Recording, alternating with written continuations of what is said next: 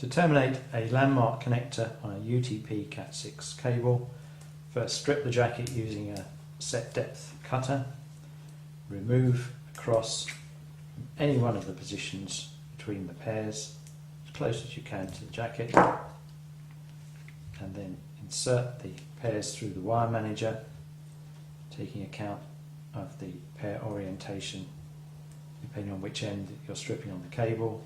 Cross the other two pairs and take the wire manager straight the way down to the jacket. Take the cores into the two slots within the wire manager, noting that the solid orange is the only core to the outside of the two slots. All other cores are to the centre slots.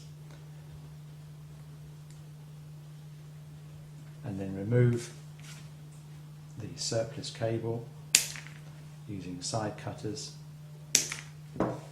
Fit the wire manager with the key in the correct orientation into the comfort tool, and the termination is finished.